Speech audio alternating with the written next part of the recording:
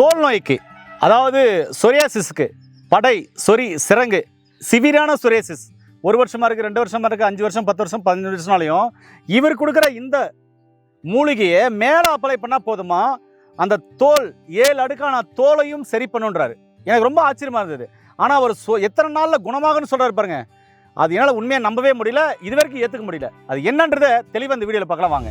வணக்கண்ணா. வணக்கங்க. எப்படி இருக்கீங்க? நல்லா இருக்கேன். நிறைய வீடியோக்கள் பதிவேற்றம் செஞ்சிருக்கோம், நிறைய சூப்பராக பேசியிருக்கீங்க. உங்களுடைய மருந்துகள் ஒரு சிலது அற்புதமாக வேலை செய்யுது. சரிங்க. அதனால மக்கள் சார்பாக உங்களுக்கு நன்றி. நன்றிங்க. ஆனால் இப்போ சொரியாசிஸுக்கு உங்க கையில் இருக்கிற மூலிகைகள் எப்படி பயன்படுத்தலாம் சொல்லுங்களேன். ஐயா, இது கோவை இலைங்க. கோவை இலை. ஆமாங்க. சரி, இது எப்படி சொரியாசிஸ் உள்ளவங்க பயன்படுத்தணும்? இது வந்துங்க, இலையை ஒரு 10 இலையை பறிச்சுக்கணும். கொஞ்சம் நம்ம மஞ்சளை போட்டு அரைச்சி அப்படியே அப்ளை பண்றோம். உடம்பு கை, அதாவது எங்கெல்லாம் இருக்கு அப்ளை பண்ணிக்கிறோம்.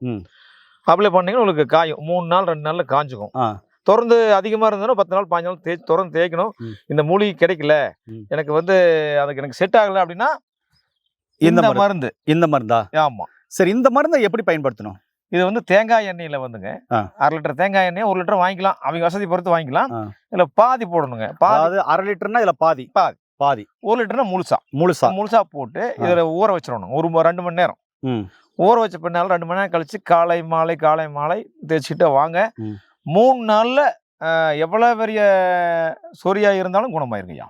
ஐயா, இப்போ இந்த ஆயில எப்படி அப்ளை பண்ணணும்னு சொல்லுங்களேன். தேங்காய் எண்ணெயில போட்டு, தேங்காய் எண்ணெயில 1 லிட்டர் தேங்காய் எண்ணெயில இது ஃபுல்லா போடுறோம். நைட் ஃபுல்லா ஊறுது. காலையில் எழுறோம், எடுத்து வடிகட்டணுமா அப்படியே தேய்க்கணுமா? அப்படியே தேய்ச்சிக்கலாம். அப்படியே மேல ஃபுல்லா தேய்ச்சிக்கலாம். இது நீங்க உள்ள போட்டீங்கன்னா கரைஞ்சிருமா? சரி, கரையுது. நைட் ஃபுல்லா ஊற வைக்கிறோம், காலைல எழுந்து ஃபுல்லா தேய்ச்சிக்கிறோம். தேய்ச்சி எவ்வளவு நேரம் ஊற விடணும்? ஒரு 1 மணி நேரம் ஊறச்சா போதும். ஊற விட்டு அப்புறமா என்ன போட்டு குளிக்கணும்? சேகா போடலாம். அவங்க பிடிச்ச சோப் போட்டுக்கலாம். சோப் போட்ட பிரச்சனை இல்லை, குளிக்கலாம். சரி, இதெல்லாம் பயன்படுத்தும் போது என்ன பத்தி முறைகளை கடைபிடிக்கணும்?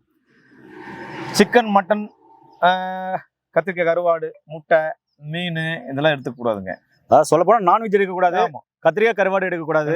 அதுக்கப்புறம் கத்திரிக்காய், அகத்திக்கீரை, பாவக்காய் எடுக்கக்கூடாது. புளி சேர்த்துக்கலாமா? புளி அதிகமாக எடுக்கணும், லேசாக எடுக்கலாம். இல்லை புளி விட்டுறலாம். புளி விட்டு தக்காளி சேர்த்துக்கலாம். இது மாதிரி பத்தி இருந்தாக்கா இந்த பிரச்சனை சரியாகும். சீக்கிரம் ரெடி ஆகும்.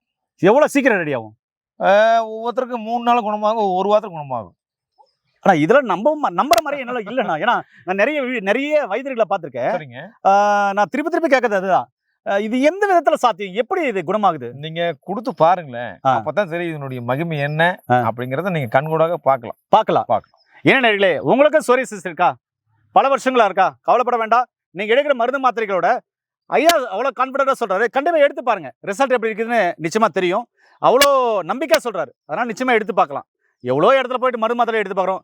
1 வாரம் கண்டிப்பா இந்த மருந்துகள் எடுத்தா நல்லது தானே. எடுத்து பாருங்க. இந்த வீடியோ பிடிச்சிருந்தா லைக் பண்ணுங்க, ஷேர் பண்ணுங்க. மீண்டும் இன்னொரு அருமையான பதிவில் உங்கள் அனைவரும் சந்திக்கும் வரை உங்களுக்கு இந்த விடைபெறும் குடும்பத்தில் ஒருவனாக உங்கள் அன்பு சகோதரன் ஹரிதாஸ். நன்றி, வணக்கம்.